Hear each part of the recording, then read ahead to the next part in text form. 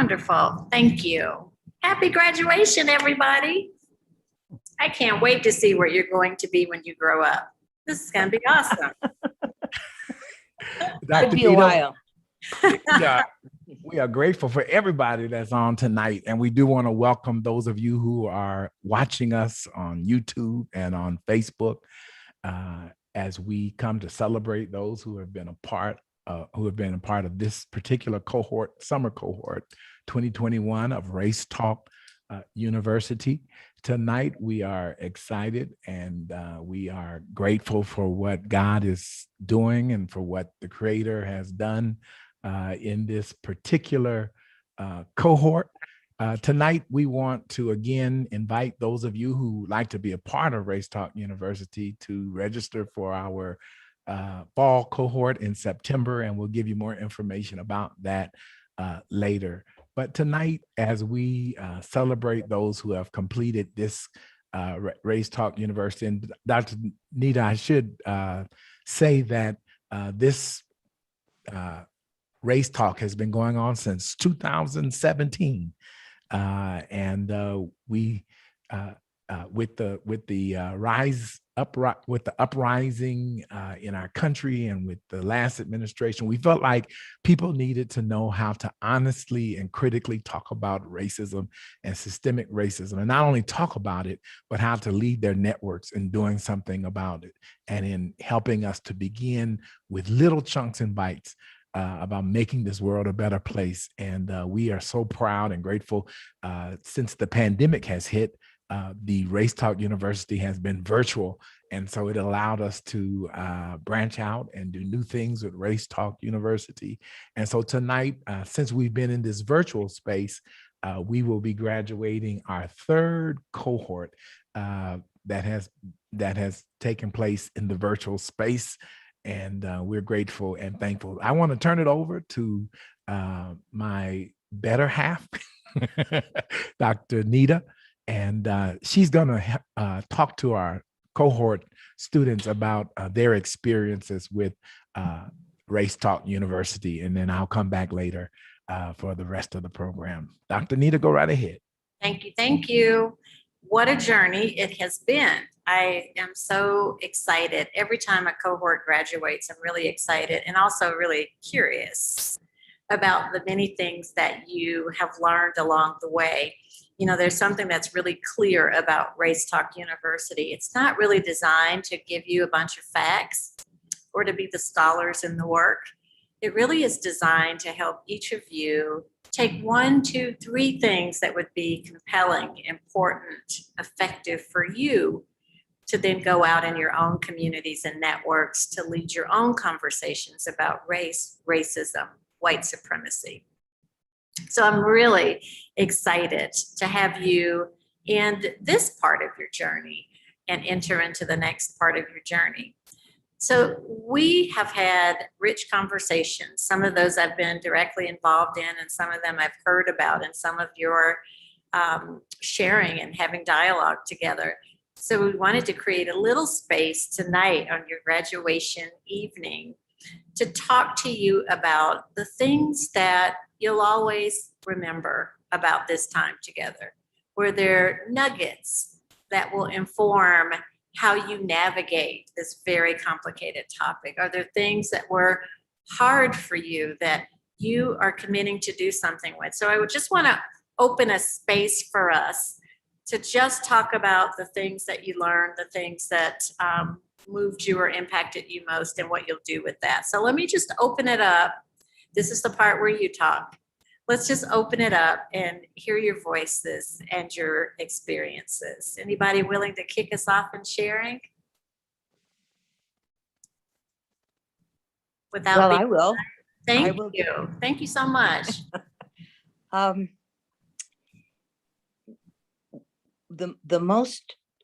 thing that has stayed with me the most is the idea that the past is not past, and that it's really shifted my thinking. And that I've always been interested in history, so that one's a natural for me. I am not an activist, so what I am struggling with is the systems approach. I'm having trouble with that. Mhm. Thank you for that. I think you've raised one of the most complicated parts of this work. As hard as it all is, it actually is a little bit easier to go toe to toe with each other. If I'm struggling with you, it's easy enough for me to just go to you or make a comment about you. But when it comes to the system, it's a little bit of a different scenario. When it comes to the system, it means that we do have to take some time out, each of us, to interrogate the systems in such a way that we really understand the intricacies, the tangled webs woven in what is in the system that is systemic and creates the historical racism that we've talked about throughout this cohort. So I'm with you that that's the hard part. That's the part that we struggle with. That's the part where it's harder to figure out what you personally can do to dismantle or disrupt. But what I do want you to know is it isn't really your job to dismantle the whole thing all by yourself. Chunks, bite-sized pieces. What can you do in any existing system yourself that might help when multiplied by all of the different things that we're all going to do to dismantle the thing that we call racism? So continue to think about it in smaller bite-sized pieces versus larger pieces. Your influence will make a difference, no matter how small. Thank you for sharing, and thank you for kicking us off too. How about other thoughts? Just unmute yourself and go right ahead.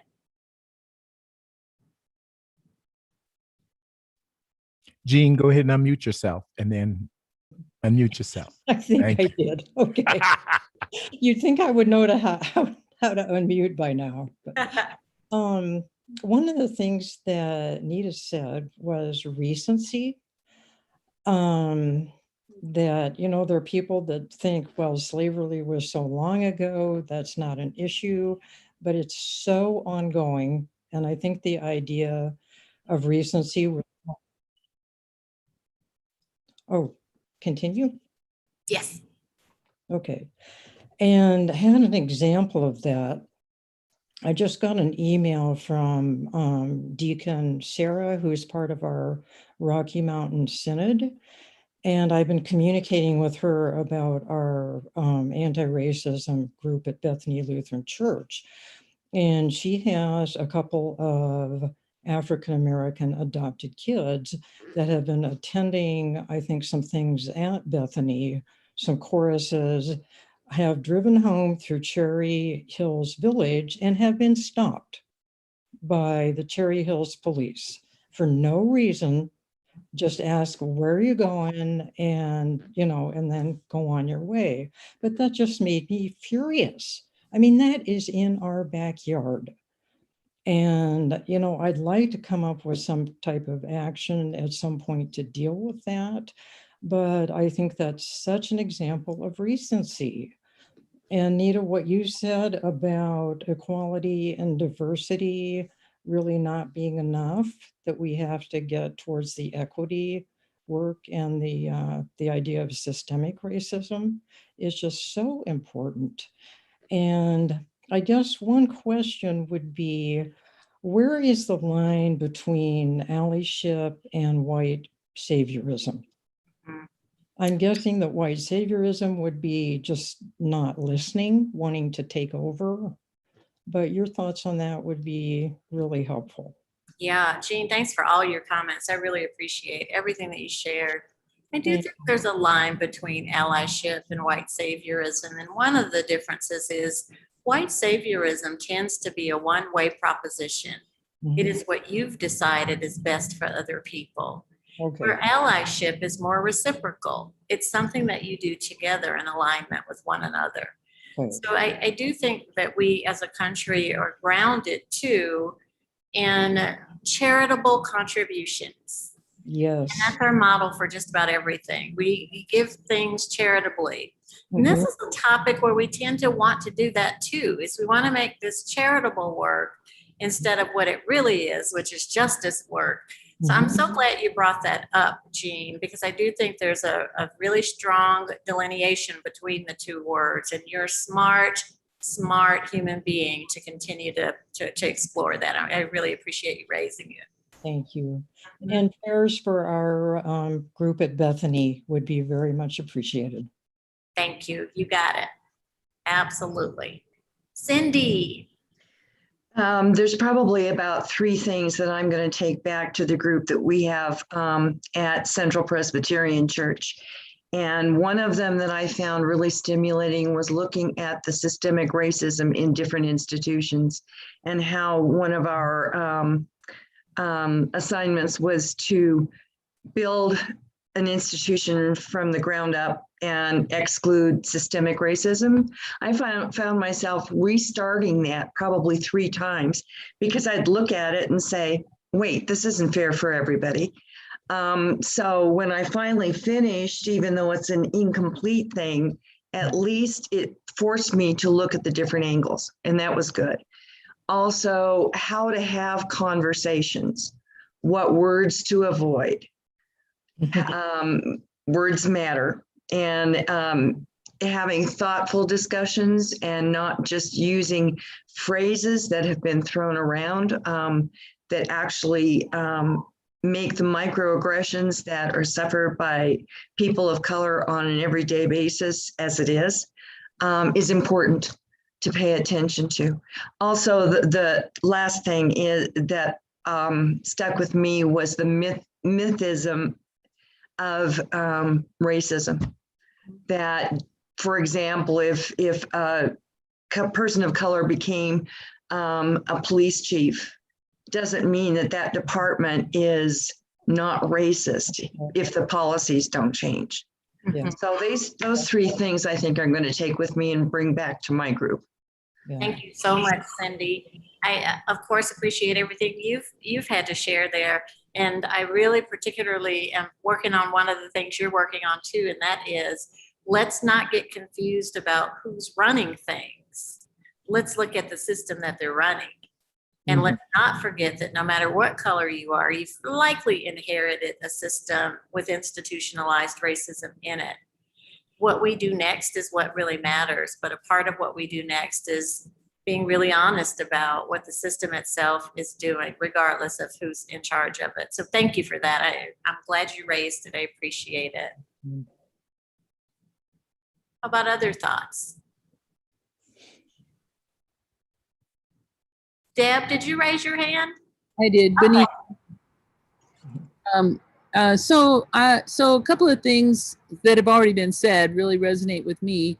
I think one of the things that I come at first, and I've told a number of people about my participation in this, is, and recommended it, is the leadership of the 2 of you, and how incredibly skilled you've been, and how welcoming you have been, and in being able to actually get a mixed group here together in terms of black and white, and having people talk and be, comfortable with that. That, because I've heard people just say, this just really isn't possible. We're never going to be able to talk to each other. And I think at the very, very, very first session, you're saying, we need to learn how to talk to each other. Black people need to learn as much as white people need to learn about talking to white people as talking to black people, and being comfortable with that. And I think you have instilled in me a willingness to do that, more than I have felt really comfortable with that before. So I really appreciate your leadership in that regard, and willingness to keep doing this. The other thing I think is in this last session and last week, talking about how important it is for white people to call white people out on it, and that that's not black people's job, and that we can be allies together, but how unfair it is for a dominant culture to expect that those who are have been oppressed to be the leaders in this fight.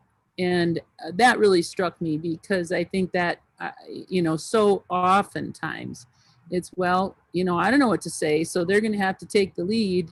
And you've really, that's, that you've dispelled that myth for me. So I appreciate that. Yeah. Thank you. Yeah. Thank you, Benita. I appreciate that too. I keep saying this over and over again. How am I ever going to end my own oppression all by myself? And it just raises everything that you just said. I don't want to be responsible for being the only player in the eradication of racism.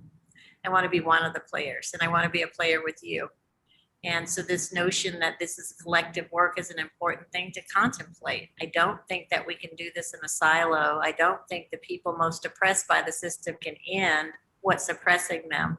I think it's going to take us working together on it. So thank you for that, Benita. I really appreciate it. Deb, I saw you ready to weigh in. So there's a lot that I've gotten, and it'll take me some time to process it. One of the big things is I've learned how much I don't know, but you know, that aside. So one of the two things. One of the things that first pulled me up short was when Reverend Tyler said the U.S. flag is a symbol of oppression. I had never considered that before, and of course it is, because we are a racist society, we're a racist country, which I've known for a long time. But when you start thinking about how deeply that goes, it shakes me to the core. The other thing that really is sticking with me is, I think it was in one of the worksheets we had that said that well-meaning white people tried to be very careful about how they raise some of these issues with Black people. And no, we don't need to pussyfoot around.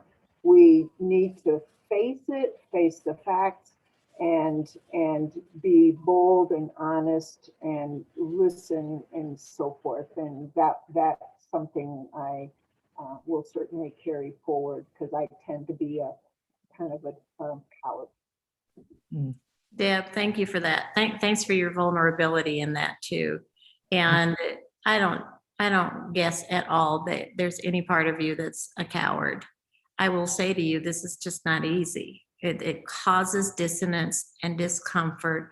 And because there's so much unknown in this work, it makes it hard sometimes for us to do what we know is the right thing to do.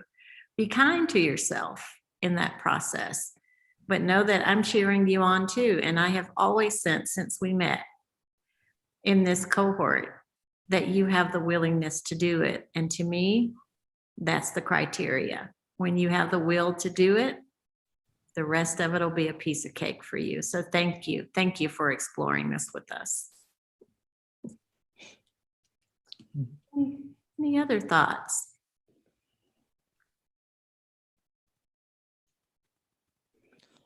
Such a shy group. I mean, really shy.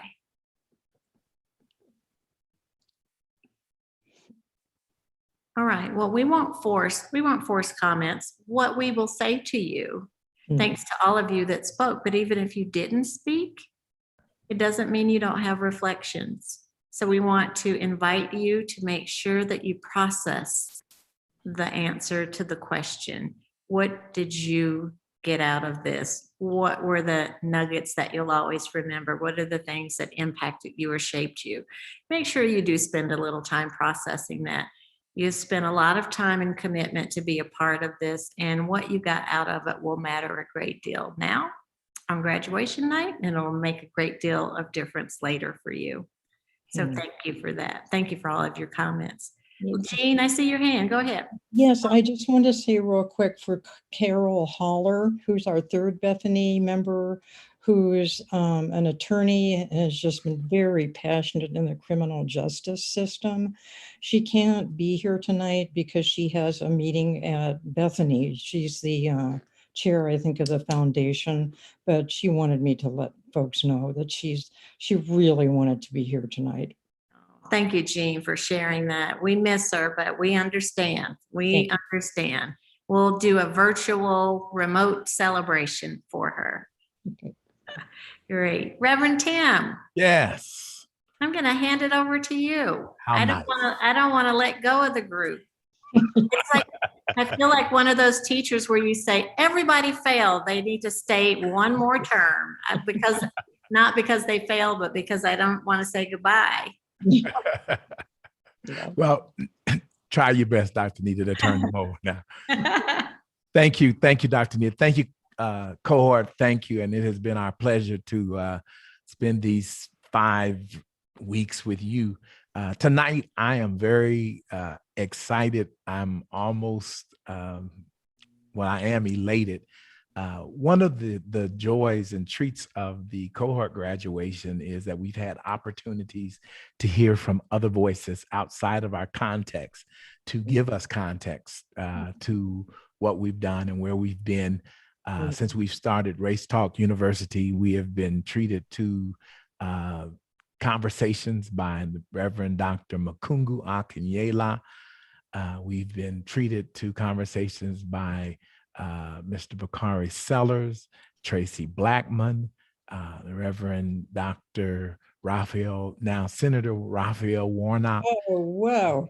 So you might want to just register for the cohort every semester, because we won't tell you who the speaker will be. But tonight you will not be shortchanged. It gives me a great pleasure to introduce somebody who I've known, I think, since he was pastoring in Florida. He has pastored in Florida. He has pastored in Maryland. And now he is pastoring in the heart of Washington, D.C.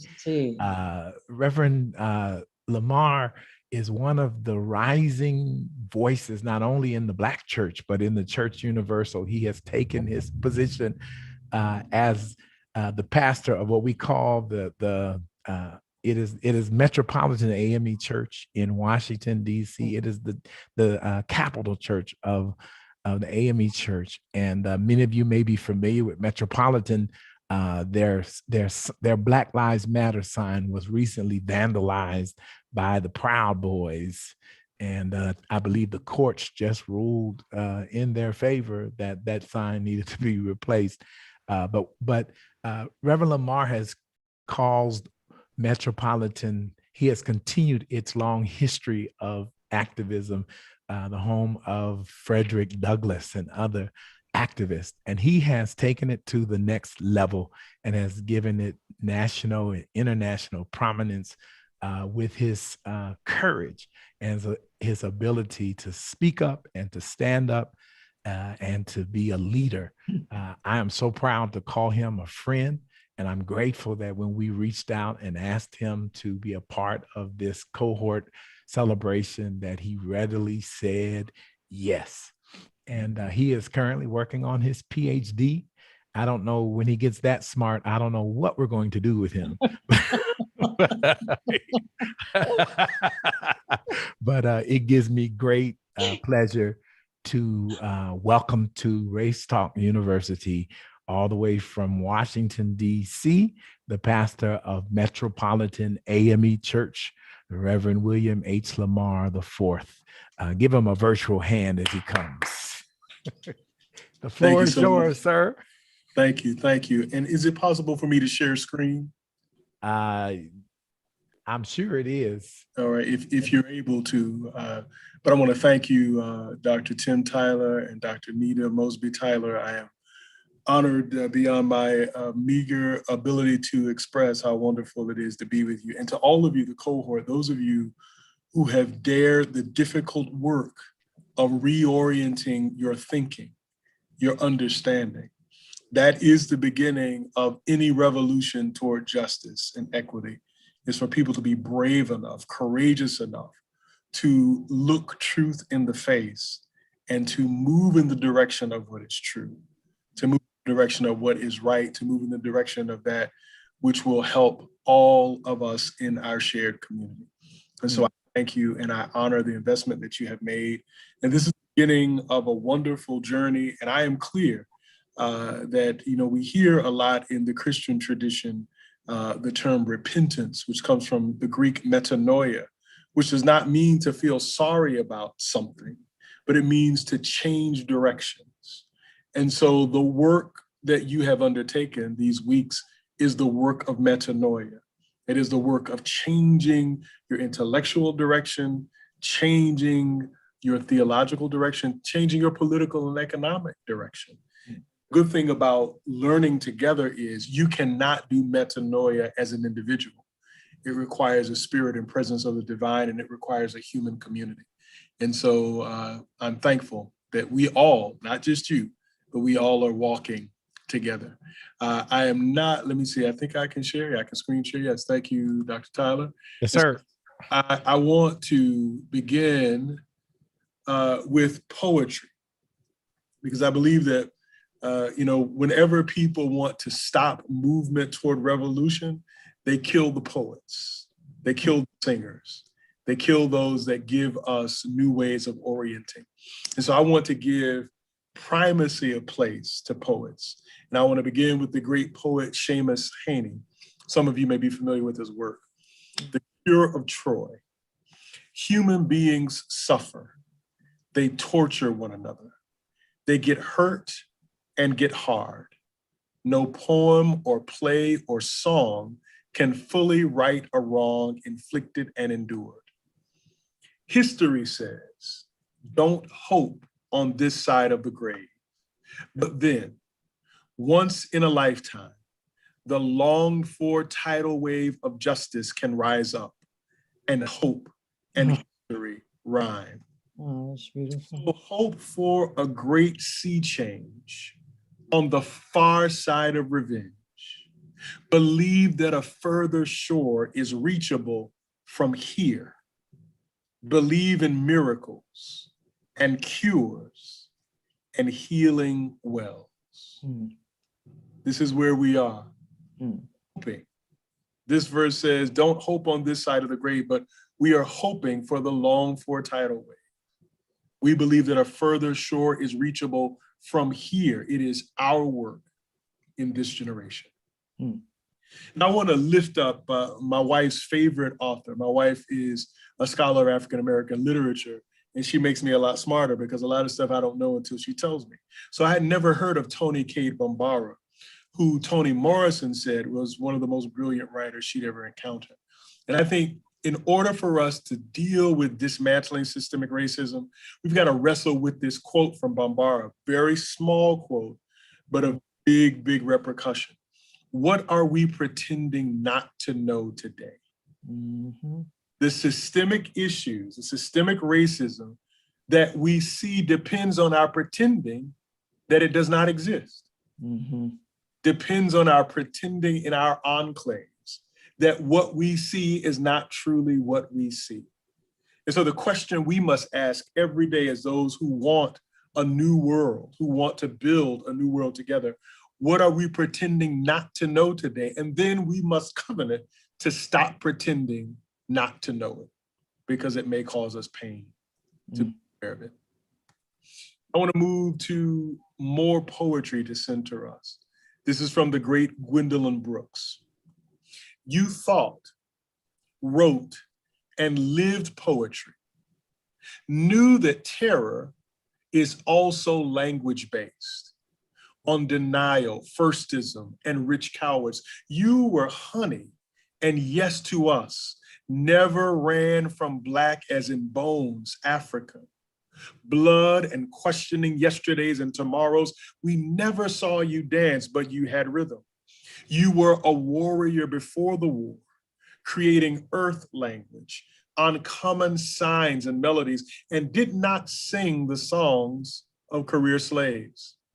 Keenly aware of Tubman, Douglas, Wells Barnett, Du Bois, and the oversized consciousness and commitment of never quit people, religiously taking note of the bloodlust enemies of kindness.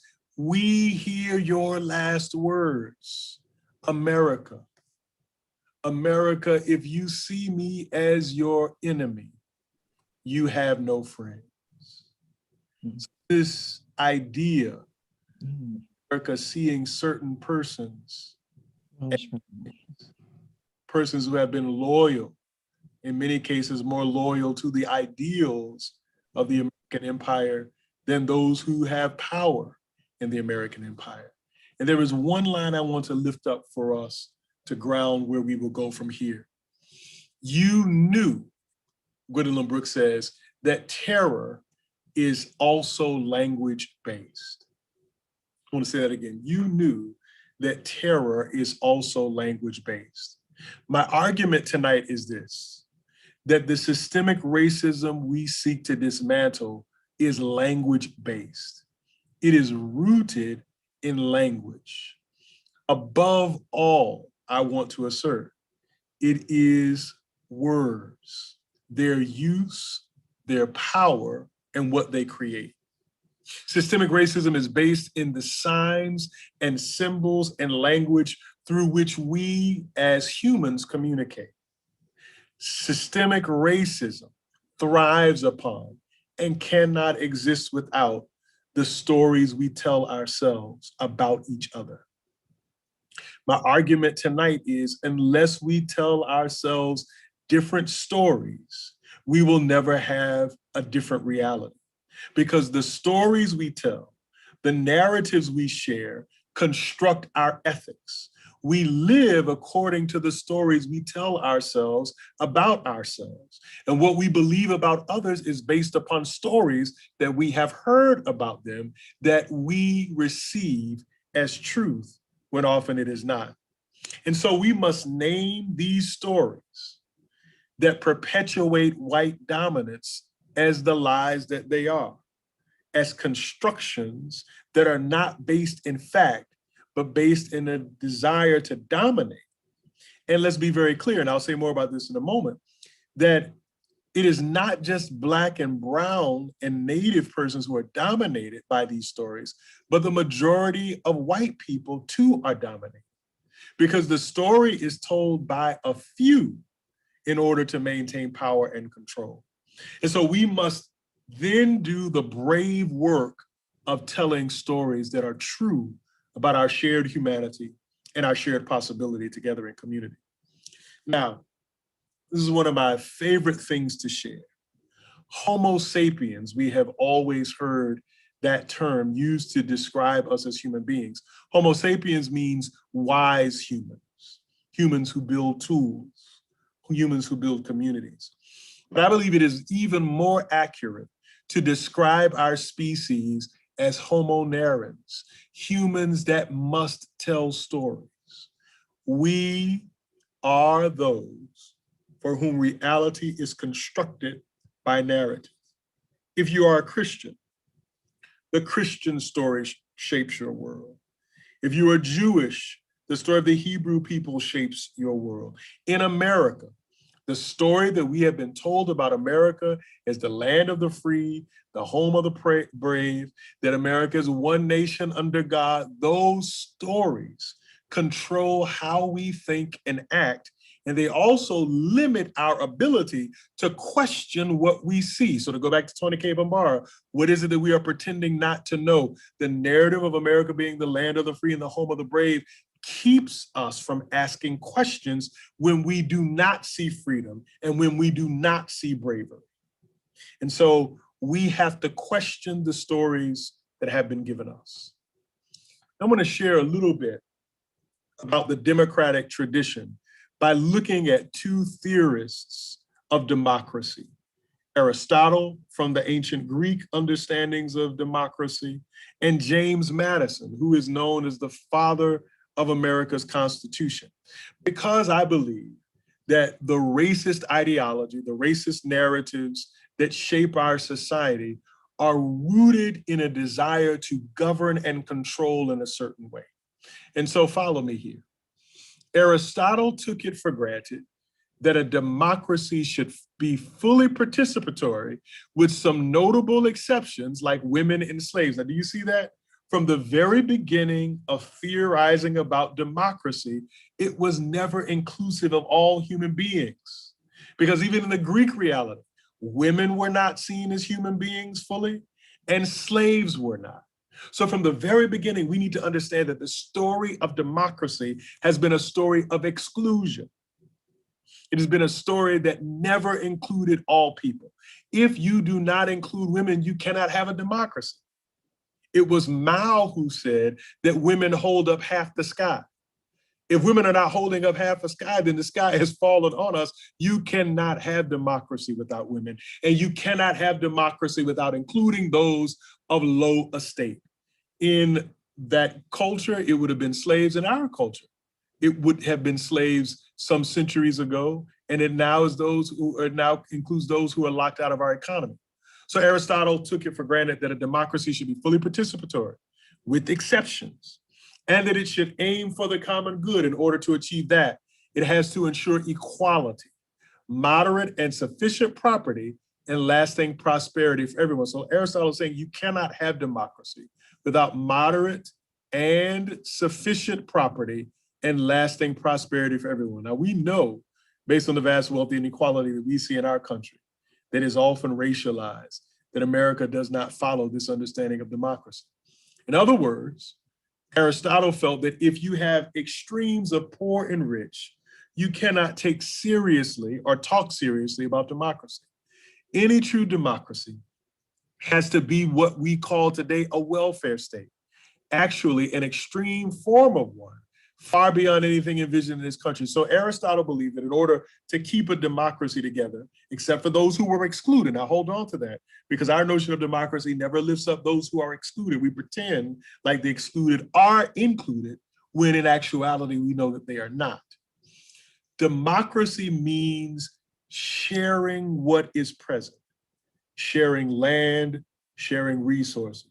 That has never been the American understanding of a democratic project. The idea that great wealth and democracy cannot exist side by side runs right through the Enlightenment, classical liberalism, including de Tocqueville, Adam Smith, Thomas Jefferson, and others. They assume that it was impossible to have democracy where you have great wealth and great poverty side by side. That's the challenge we have today.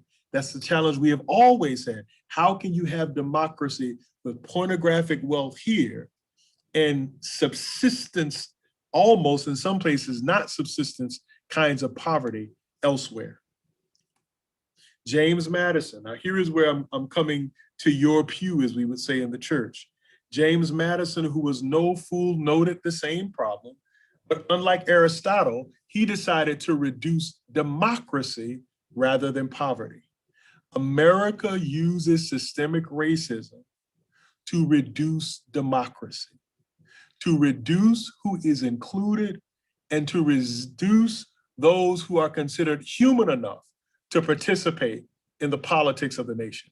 So America was not founded, and I know you all may not have heard this in school, so bear with me, because I do have some evidence to back up what I'm saying. James Madison, the father of the Constitution of the United States, and the founders would rather have reduced democracy than poverty.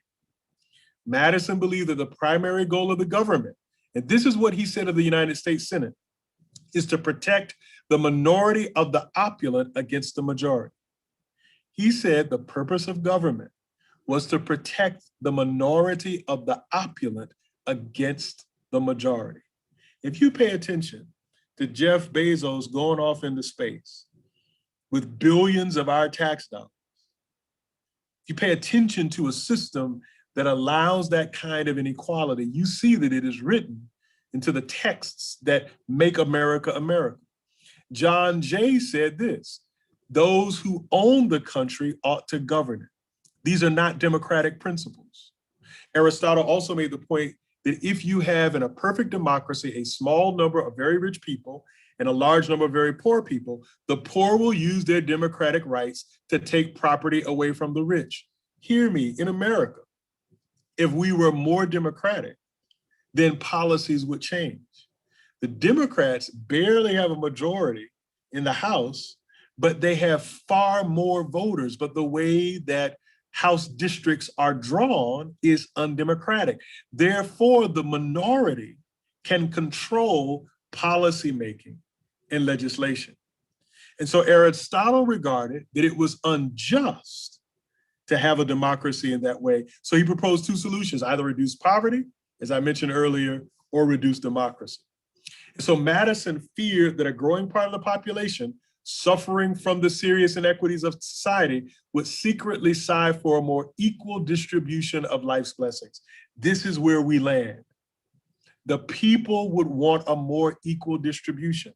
Systemic racism exists to distract the white majority from the fact that they are not receiving an equitable distribution. So while they are concerned about people of different races who have been deemed as subhuman and criminal and leeches, those who control the power, those who control the wealth, those who control the means of production continue to pass laws and continue to govern in a way that not only afflicts and assails minority persons, quote unquote, I don't like that term, but Black, brown, and indigenous persons, it also assails and afflicts the white majority in this country. Let's take a look at Obamacare, an idea to bring more healthcare to more Americans. People assaulted it, but the group that most benefited from Obamacare, white people. But it was viewed as something that would help Black, brown, and indigenous people. Also, welfare itself is a policy that by and large helps white people, but it has been racialized to be seen as Black people, brown people, indigenous people leeching off of the system. And so these things play into the fact that America is not a democratic reality. And so what he says here, if they had more democratic power, they'd be dangerous, they'd be doing something more than size. So he discussed at the Constitutional Convention, expressing his concern that the poor majority would use its power to bring about what we would call land reform. Let's say more here about systemic racism. Lyndon Baines Johnson was one of the most effective presidents of the 20th century because he had mastered the Senate. As a matter of fact, the great biography of him, biographies are about his being the master of the Senate. But Lyndon Johnson said something that you all may have heard, that as long as you can convince a white person that they're better than a Black person, you can pick his or her pockets economically and politically. Racism harms us all because it has us fighting one another instead of demanding a system that is more fair, more equitable, and more democratic. That is what is most important about what you all have been learning. And so listen to what Madison does. He designed a system that made sure that democracy cannot function. He placed power in the hands of the more capable set of men, those who hold the wealth of the nation. Other citizens were to be marginalized and factionalized in various ways, listen, which have taken a variety of form over the years. Fractured political constituencies, we see that now. Barriers against unified working class action, we see that now. And cooperation and an exploitation of ethnic and racial conflicts. That is at the root of how this society has been frayed economically and politically. It is extremely unlikely that what we are now calling inevitable results of the market would ever be tolerated in a truly democratic society. You can take Aristotle's path and make sure that almost everyone has moderate and sufficient property. In other words, to become middle class. Or you can take Madison's path and limit the functioning of democracy. And so here I want to shift from the theorists of democracy to show you the anti-democratic realities that we call democratic. I began by talking about the poets and storytelling. We have told ourselves that fundamentally anti-democratic processes are democratic. There is nothing more anti-democratic than the Electoral College. And if you study the history of the Electoral College, Southern states were able to press this forward in order to come into the Union because they wanted to have an outsized say upon who controlled the White House because they did not want slavery interrupted. And so we have seen in recent history, Donald Trump, who did not win the popular vote, but who won the Electoral College. If we were truly a democracy, he would not have been president. George W. Bush, who lost the popular vote, but who won the Electoral College in his first election. Now imagine a world without the Iraq War. Imagine a world without the storming and looting of the Capitol. The majority of Americans did not ever want these persons to be the executives of this nation. But because we have an anti-democratic system that is greased on wheels of systemic racism, we got what we got. The United States Senate is fundamentally anti-democratic because the people of California have 2 senators and the people of Idaho have 2 senators. And it is designed for rural white states to have an outsized amount of power in comparison to more diverse, highly populated states. There is nothing democratic about the Electoral College. There is very little that is democratic about the United States Senate. Today, there is voter suppression. My parents were born in the Jim Crow South and now live in Florida. And the state of Florida, again, as it was doing in years prior, is seeking to limit their ability to vote. The gerrymandering of districts according to political win, which the United States Supreme Court has upheld, is fundamentally anti-democratic. We call anti-democratic systems, and in the instance of the Electoral College and voter suppression, gerrymandering, these things are directly linked to systemic racism because they tell racist stories to make the majority of white people who are not well served by this anti-democratic situation think that other people are trying to take power that has already been taken from them by virtue of the fact that we are led and controlled by many institutions that are fundamentally anti-democratic. I'm going to quote here the great democratic theorist Malcolm X, who said, just because a cat has kittens in the oven doesn't mean we call them biscuits. And I love that quote. Just because a cat has kitten in the oven doesn't mean we call them biscuits. And just because America says it is a democracy does not mean that it is a democracy.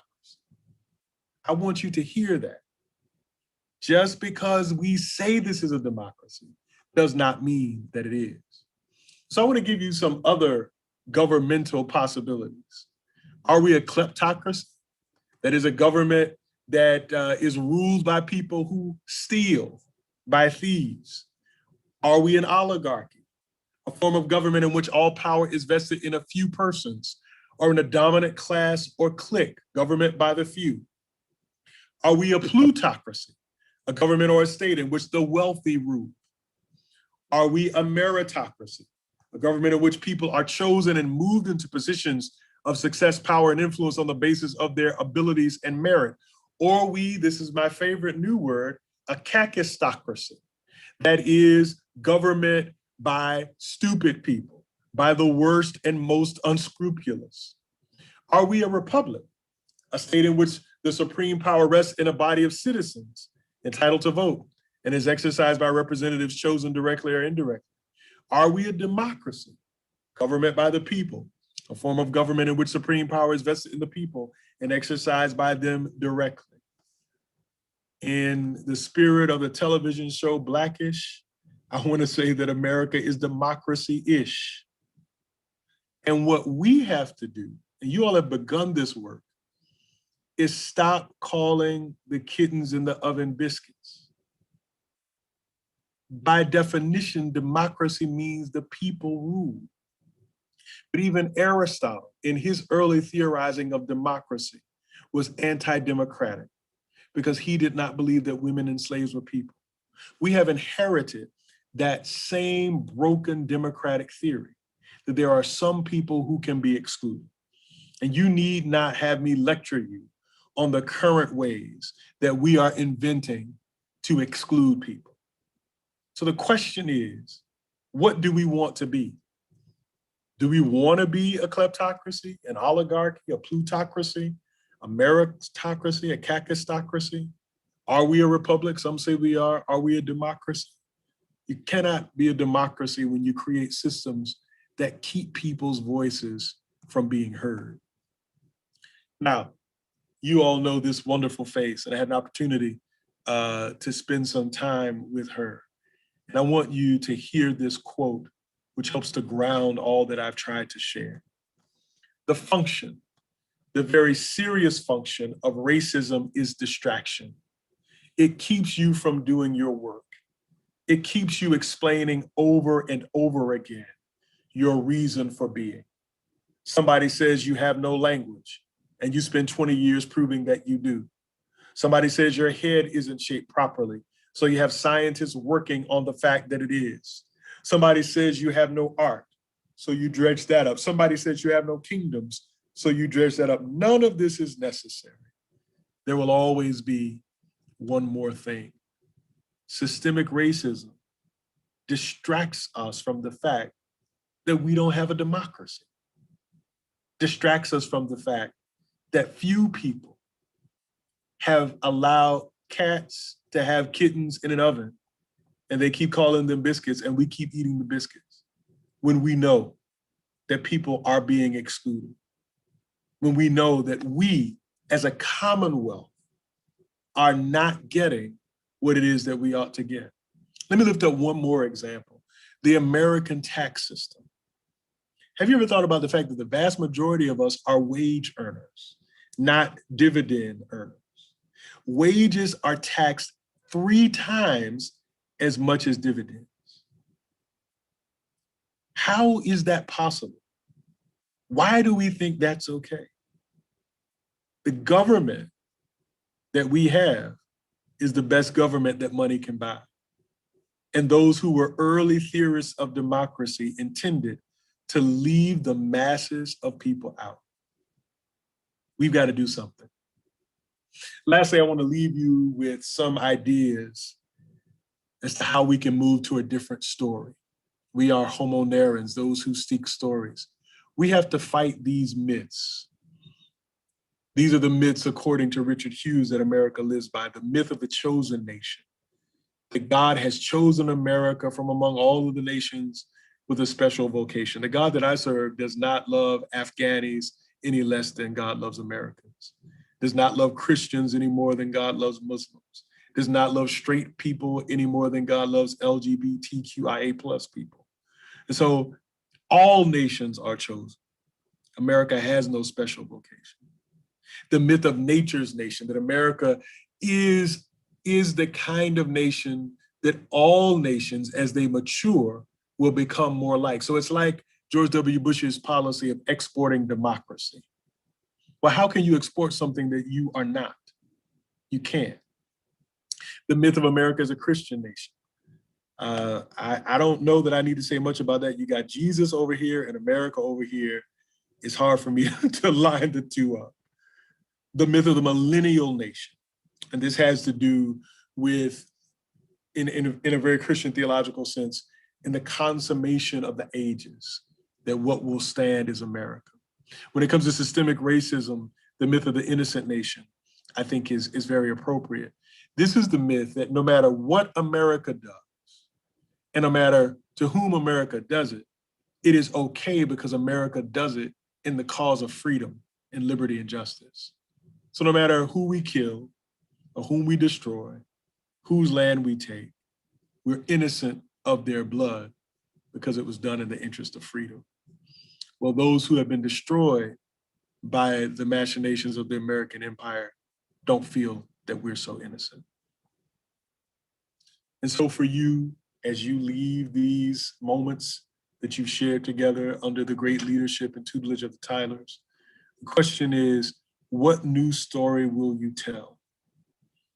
When people begin to talk about the democratic virtues of America, will you offer to them a different narrative and to say, it's possible for us to live in a democracy, but we have not yet committed to that, but we want to commit to that. We can live together in this way. It will cause us to reshape, as you all have discussed, our institutions, to rethink the language we use and the stories that we tell. Again, my earlier assertion is that our ethics never outstrip our story. Because we believe that America is great and perfect, we as a people do not rise up to try to make it better. They tell us this is the greatest nation on earth. Well, I don't believe that. I believe that there are many miles to go before we sleep. We haven't even scratched the surface of what is possible together. Again, our ethics follow our stories. And if we are honest about the story of the United States, it should not leave us hopeless, but it should leave us energized. I have a good friend who is a history professor who said this, and I'll leave you with this, that on a very hot summer in Philadelphia, a bunch of barely washed white men got together and dreamed up the United States of America. We can come together and dream up something different, something democratic, something more human, something that shares at its heart the commonwealth of all people. That is the work of dismantling systemic racism. That's the work to which we must be committed. And so I thank you for allowing me to share my thoughts, and I wish us all courage for the journey that lies ahead.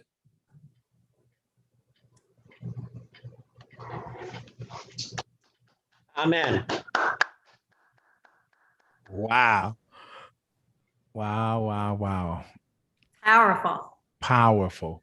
Dr. Nita, I have about 20 questions, but maybe You can't have 20 questions. And I have no answers. Well, Reverend Lamar, thank you, man. Thank you for sharing with us. You built a whole new chapter for us in Race Talk.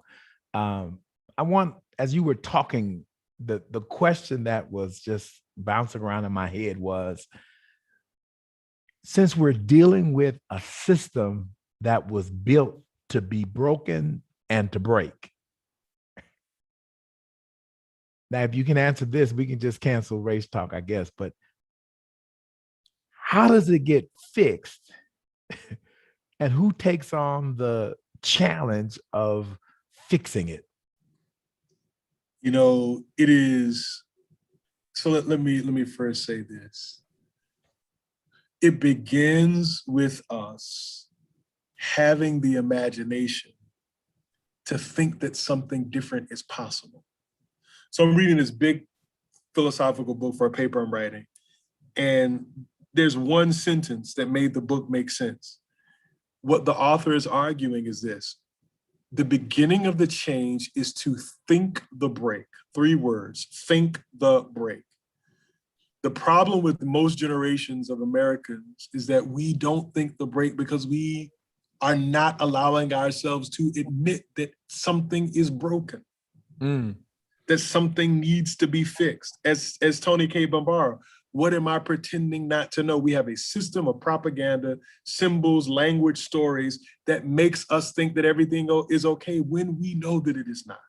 So we must think the break, imagine something new, and then leverage the power that we have to change systems. I just believe that what we need to do is there should be no electoral college. And the same way that people fought for women's suffrage and for emancipation, we must fight to end the electoral college. We must fight for one person, one vote, so that the representation in the United States Senate is not unfairly distributed, so that very small rural states can stop what is in the best interest, not only of, because here's the thing, West Virginia and Mississippi and Alabama, Louisiana, some of the poorest states in the union are fighting progressive legislation that will help all of us. I'm in Louisiana for a couple of days working with a group of pastors, and I had a Lyft driver who, if you were to look at her, you would think that our politics would be very different. But she said to me, nobody in this city can make the $17 an hour that's necessary to live a decent life. That's wrong. The majority of us know that it is wrong. We know that we can pay for it. We spend 50 cents of every dollar on the war economy, buying bombs and instruments of death. That should be reinvested. We can do things on the policy level, Reverend Tyler, to change this. And so saying to each and every one of you is demand of our representatives, demand of those who govern us something that is more just and equitable and fair. That's a beginning. And then once you get it, in the words of A. Philip Randolph, the great labor organizer, you have to organize and be strong enough to keep it. Absolutely. Thank you for that. Reverend Lamar, I often tell people that we're new at this And as hard as that statement is, because people typically will say, I've been at this my whole life. Well, the reality is we've been at some stuff our whole life, but we certainly have not been at equity. We're relatively new in that body of work.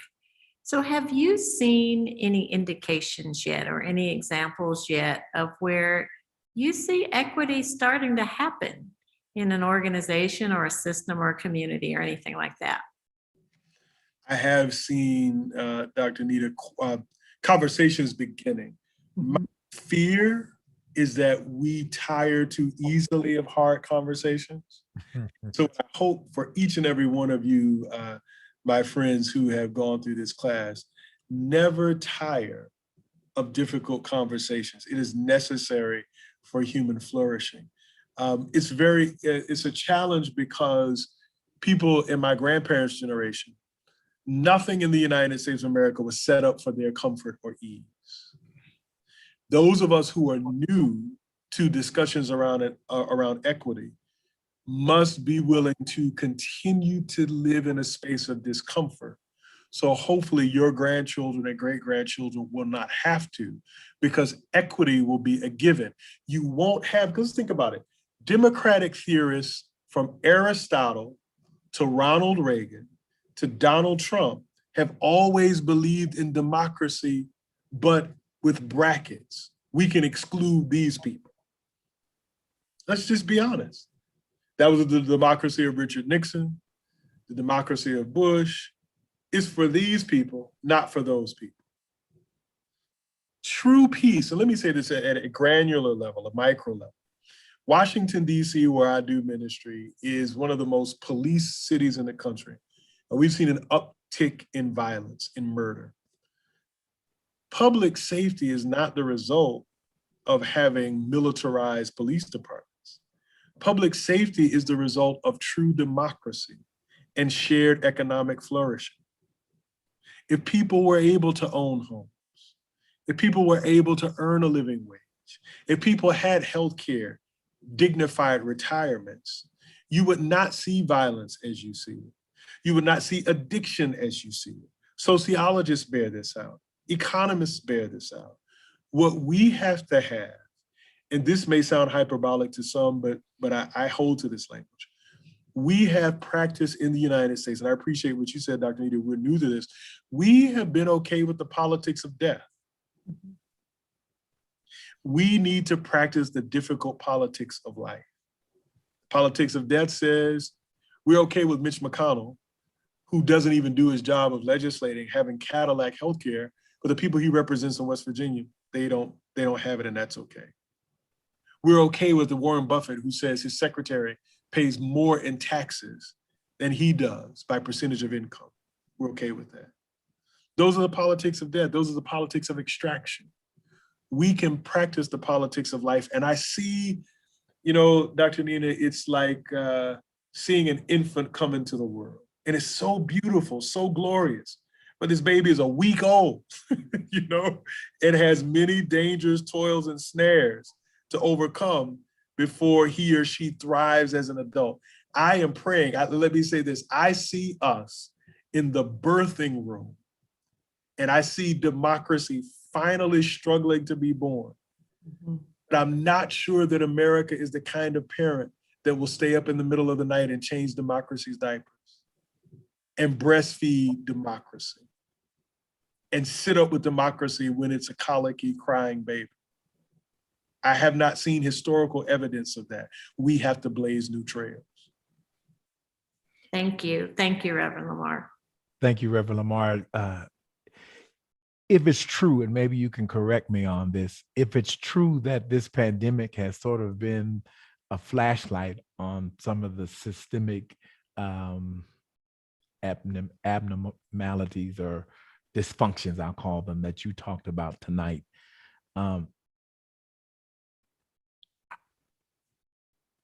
what will be the positives if we look at this pandemic correctly, and what will be the downfall if we don't look at this pandemic in terms of fixing or addressing these dysfunctions that you talked about tonight? Wow. So scholars have said, and some of y'all may have read this, this is absolutely fascinating to me, that the plague that wiped through Europe in the Middle Ages, it decimated populations, weakened European economies, and had Europe looking toward Africa for human power, for labor. Pandemics change and shift the flow of human history. Are you following me? That pandemic, some argue, created enslavement as we knew it. This pandemic, and I'm glad, Dr. Tyler, and I know you're too smart to have said this. Some people say that this pandemic has put everybody on equal footing. No, that's not what it is. It is amplified inequity. So now I'm going to move to a realm that I love, music. So you talked about Flashlight. That's Parliament Funkadelic song, Flashlight, right? So the song Flashlight, the chorus. That's before my time. I think you know about it. The song says, now hear me, and this I'm tying this to Cornel West. The chorus said, help us find the funk. What the Flashlight did in Parliament is it helped them to find the funk so that the people could dance together in a new way, create something new. Cornel West talks about the funkiness of American democracy, which we hide. We hide the funkiness of poverty. We hide the funkiness of low wages, the funkiness of a sick care system, not a health care system. The Flashlight has shown us the funkiness. The problem is this, much like when I go to my therapist tells me this, Bill, if you lie to yourself, I can't help you. If America was sitting on the couch of a halfway decent therapist, the therapist would say to America, you lie too damn much. I can't help you. You're not going to. So what the therapist does is shines the light on the funk. What we have to be willing to do is, as individuals and as society, to see it, to name it, and to know this, as I shared with the poetry, we can believe from this shore in miracles and healing wells, but only if we will separate ourselves from the lie. So what the pandemic is an opportunity. Let me be very clear.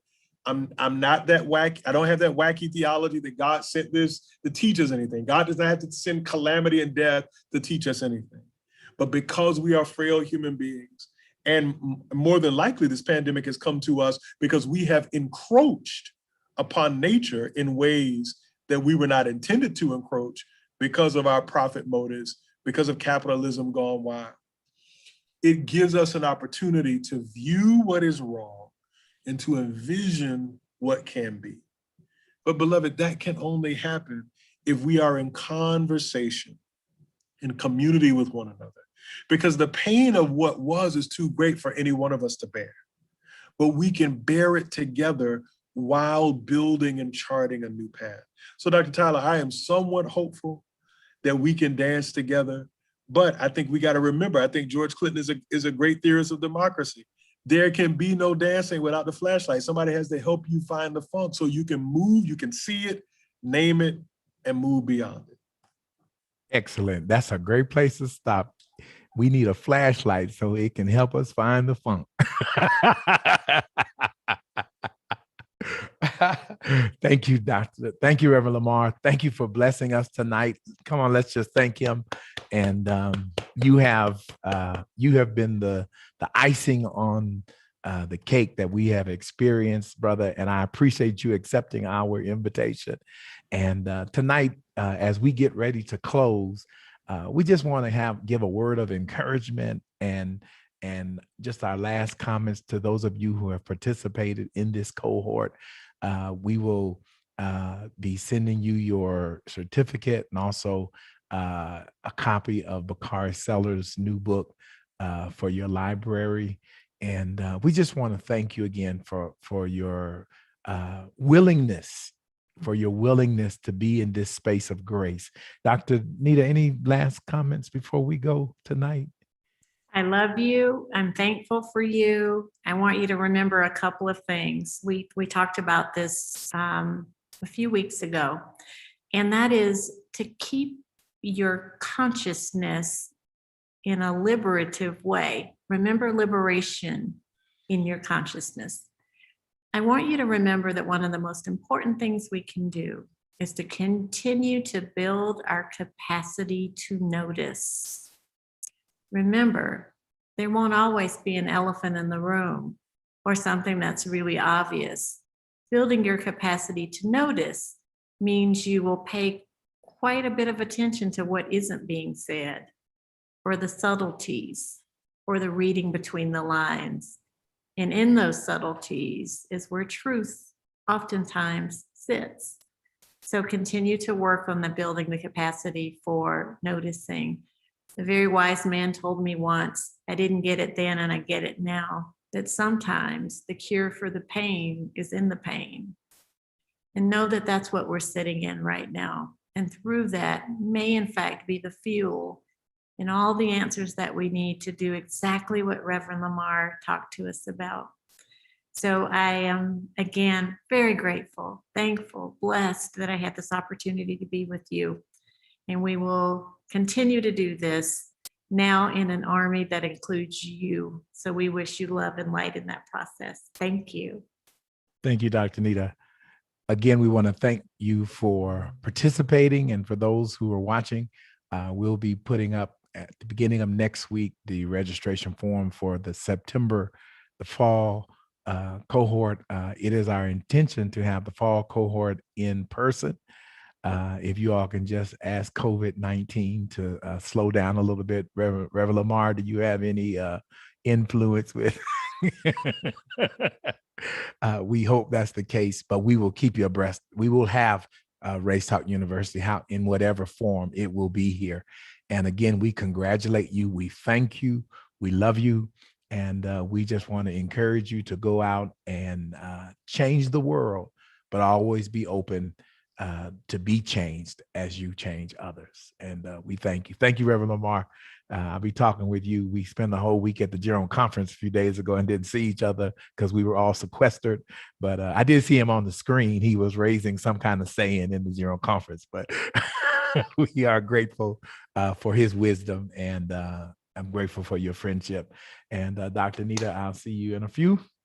And congratulations to all of you, and be blessed. Thank you for those of you who are watching.